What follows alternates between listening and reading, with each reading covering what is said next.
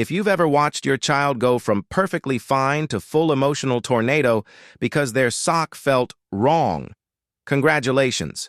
You are not raising a dramatic child. You are raising a child with ADHD. And today, we're breaking down why kids with ADHD feel emotions at 200%, what's actually happening in their brain, and most importantly, how parents can help without losing their minds. Here's the first thing most people get wrong. Kids with ADHD don't have more emotions. They have less emotional filtering. Think of the brain like a volume knob. Most kids have a working volume control. Kids with ADHD, the knob is either off or full blast at a concert. There is no medium. So when your child is frustrated, disappointed, excited, embarrassed, their brain doesn't go, okay, let's keep this reasonable. It goes, maximum emotion right now. And then parents hear, why are you overreacting? But here's the truth. They're not overreacting. They're accurately reacting to how intense it feels inside. Let's talk about what's happening upstairs. The ADHD brain has a hyper-reactive emotional center, a slower developing emotional regulation system, and weaker brakes on impulse control. Translation: the feeling shows up before the thinking part of the brain clocks in for work. So when your child melts down, they're not choosing it. They're not manipulating you. They're not being dramatic for fun. Their brain is basically yelling, we have a feeling and no plan. This is why. Small problems feel huge.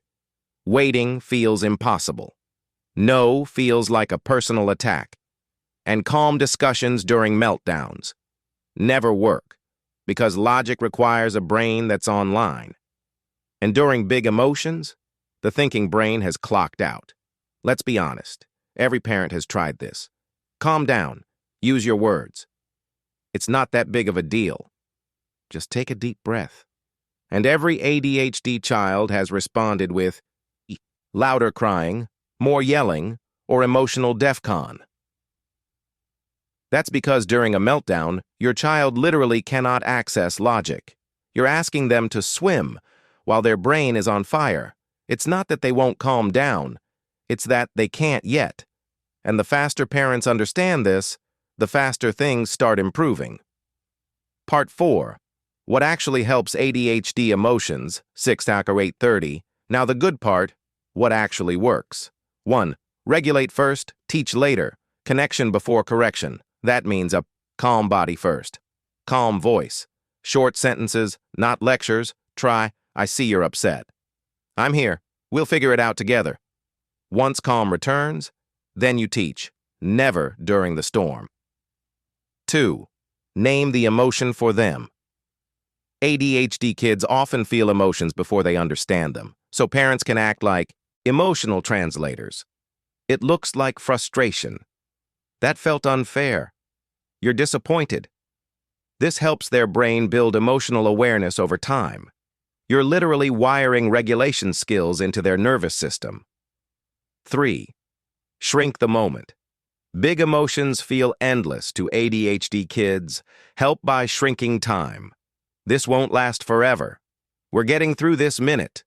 One step at a time. It grounds them back into the present. 4.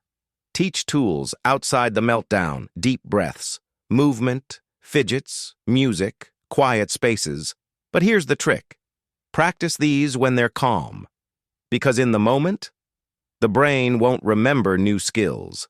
Here's the reframe that changes everything. Your child isn't emotionally broken. They're emotionally honest. They feel deeply. They care deeply. They react quickly. With the right support, these kids grow into empathetic adults, passionate creators, emotionally aware leaders. But first, they need parents who understand that big emotions aren't bad. They're untrained. If you're parenting a child with ADHD and this made you feel seen, hit like, subscribe, and share this with another parent who needs to hear it.